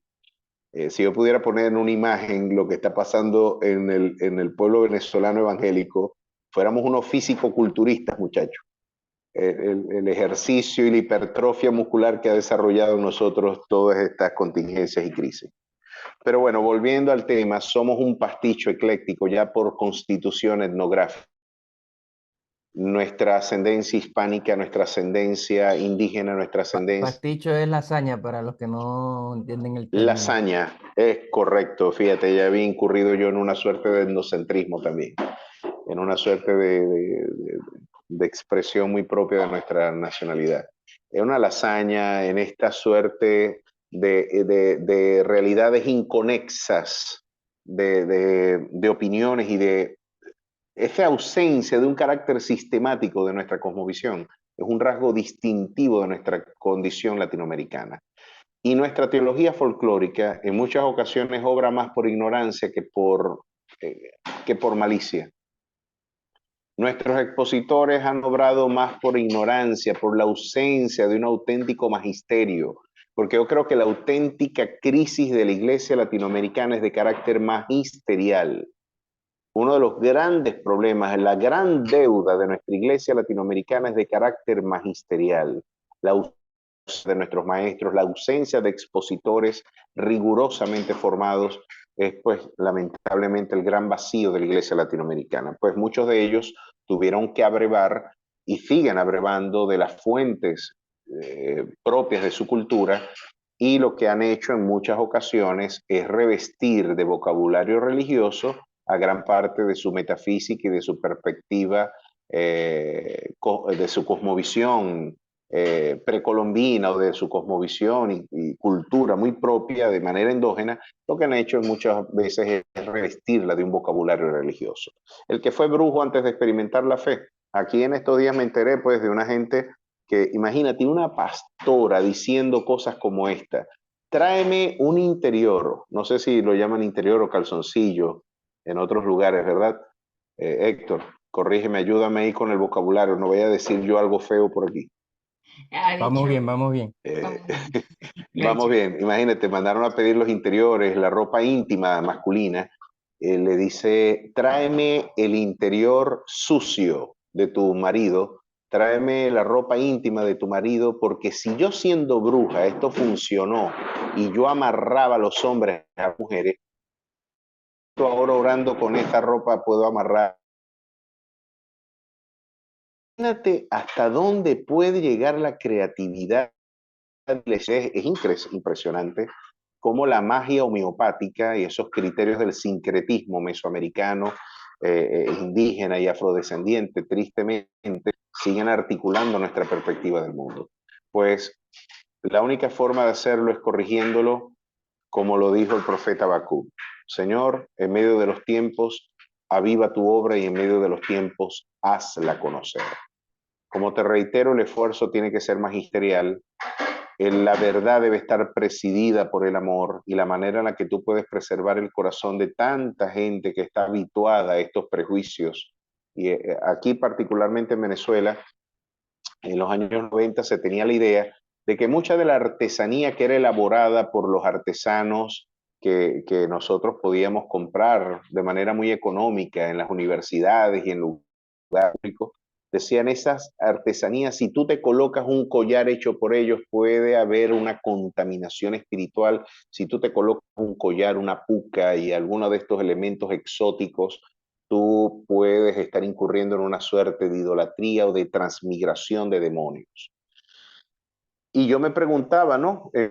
En conciencia, chico, ¿y eso no se podrá aplicar también, por ejemplo, al traje que yo utilizo para ir el domingo? Yo no sé quién es sastre o quién fue el que lo confeccionó, o yo no sé quién hizo el perfume que yo me apliqué, o yo no sé quién hizo la franela, la sudadera o la ropa que yo estoy empleando. No sé si la emplearon o la usaron paganos, hinduistas, personas que practican el sincretismo religioso. Para mí es absolutamente indiferente, porque desde mi cosmovisión de Jehová es la tierra y su plenitud, del mundo y los que en él habitan. Y yo no tengo ningún problema de echar mano de eso, porque lo que bíblicamente se me enseña es que, a pesar de que hay muchos que se hacen llamar señores, solamente hay un Señor, decía el apóstol Pablo. Ahora, tener esta conciencia y estar persuadido íntimamente de esta realidad, creo que es el trabajo que como iglesia nos espera, Mervin, en nuestro ejercicio magisterial. Y los espacios que ustedes están creando para debatir y combatir cómo estas cosmovisiones solapadamente han integrado y se han integrado en nuestras perspectivas folclóricas de la fe, creo que es el gran esfuerzo apologético que la iglesia tiene que emprender en el día de hoy. Como lo diría Francis Schaeffer, verdad abrazada del amor. Eh, debemos amar a nuestros hermanos, corrigiéndoles con la verdad, pero no atropellándoles con ella, no utilizando la verdad como un elemento lacerante de la dignidad humana, sino que con toda paciencia instruir, corregir y exhortar a la iglesia, porque después de todo el cristianismo bien entendido es la cosa más liberadora que yo conozco. Pero el cristianismo mal entendido es la cosa más opresiva que yo conozco. El cristianismo mal entendido no es cristianismo. Y muchos no viven la libertad gloriosa de los hijos de Dios por estar anclados a muchos de esos prejuicios que propios de nuestro folclore no les permiten una perspectiva integral de nuestra cosmovisión cristiana. Muchas gracias, Jorge. Acá está otra Amén. pregunta del pastor César Rincones. Bueno, Jorge, no sé cuánto tiempo dispones para las preguntas, pero al menos esta también. Ok, una más y tengo que levantar campamento porque me está esperando mi esposa. Hombre casado no Ok, puede luchar por la justicia. Por eso es que Superman no se casó. ok.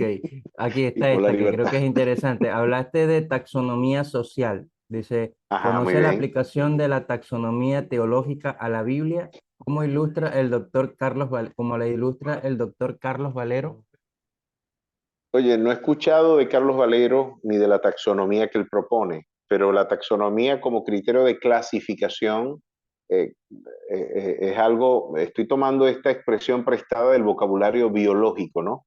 En biología se hacen taxonomías para la clasificación de las especies, de los géneros y la clasificación de las diversas especies y formas de vida en clasificaciones eh, y se establecen esas taxonomías para su discriminación anatómica y morfológica.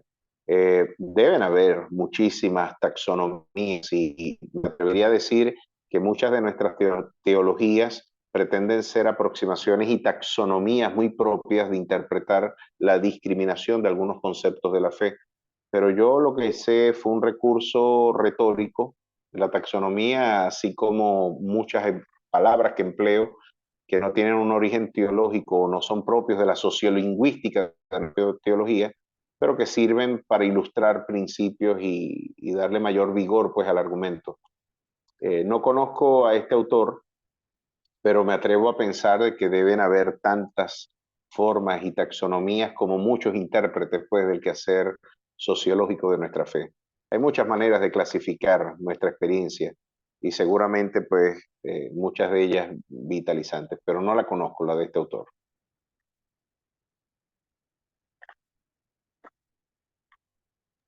Amén, amén. Bueno, si no hay, ya no tenemos más tiempo para preguntas, pero si alguno tiene preguntas, allí en el chat está quedando el link para que se agreguen a los grupos y si surge alguna otra pregunta, yo con gusto se la hago llegar al pastor y él tal vez por una nota de voz o escrita nos las puede responder.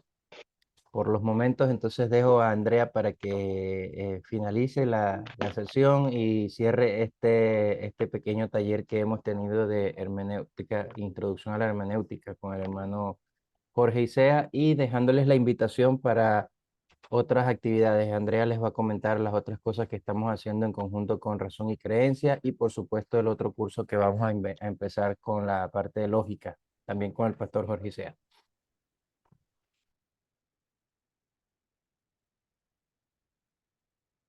Ok, gracias Héctor. Me disculpo si escuchan ruidos por aquí atrás. No vivo sola. Bueno, eh, en el transcurso de la semana estamos teniendo también algunas otras actividades como ministerio en colaboración también con Héctor y nos gustaría invitarlos a que puedan participar con nosotros, a ver si me dan un minutito y les voy a estar compartiendo pantalla por aquí. Pero también les queremos avisar de que hemos compartido las redes sociales del profesor en el chat para todos aquellos que desean ir a seguirlo en sus cuentas. Y también tenemos, bueno, el link de donde ha quedado la clase grabada del día de hoy en YouTube. Lo tienen ahí en el chat de este canal, de este Zoom, para que puedan ir a suscribirse. Es el canal de oído activo en este caso, para que puedan por ahí recibir el material de la clase del día de hoy.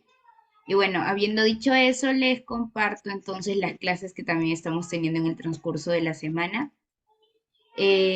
Tenemos talleres de filosofía cristiana los días martes a las 8:30, Nueva York, Venezuela, mismo horario.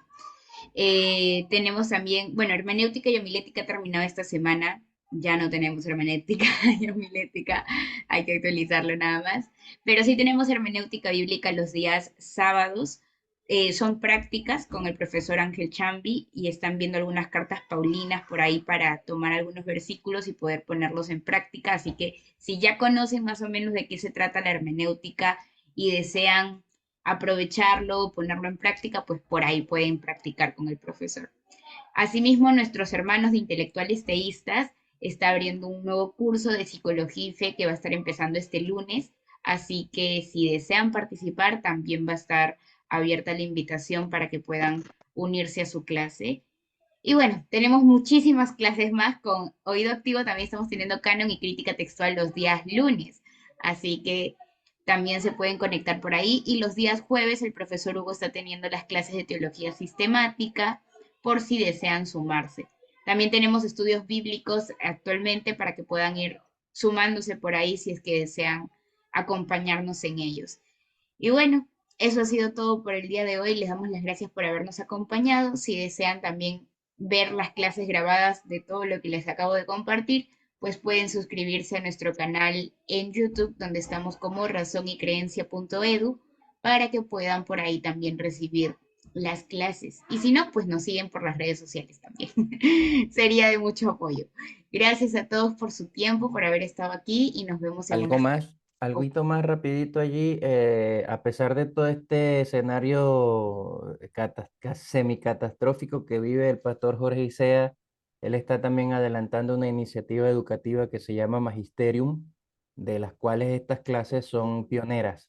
Estas clases que tuvimos durante 3 semanas de introducción a la hermenéutica son pioneras de Magisterium. Por lo tanto, yo solamente les quiero pedir que estén orando por esta iniciativa del pastor Jorge Isea y que obviamente apoyen todo ese trabajo que él va a estar haciendo en la manera que puedan, porque yo sé que igual va a ser de bendición para toda la iglesia o para todos aquellos a los que alcance. Entonces, eso se los quería comentar para que sepan que también el pastor, a pesar de todo este escenario en el que él se desenvuelve, está allí tratando de aportar su grano de arena en la parte de la formación del pueblo cristiano. Amén. Amén. Muchas gracias. Excelente. Entonces ya estaremos por ahí viendo sus proyectos, profesor, para poder compartirlos también en los diferentes grupos de WhatsApp que tenemos para que lo puedan estar apoyando ustedes también, hermanos. Muchas gracias por habernos acompañado el día de hoy, como les decía, y con nosotros será hasta una nueva oportunidad. Que el Señor nos los bendiga a todos. Dios les bendiga. Amén, Hasta, amén. Buenas hasta noches. luego. Un Buenas Gracias, fuerte Jorge. abrazo. Hasta la No, próxima. no, para Seguimos en servirles, línea. encantado. Dios les bendiga. Amén. Amén.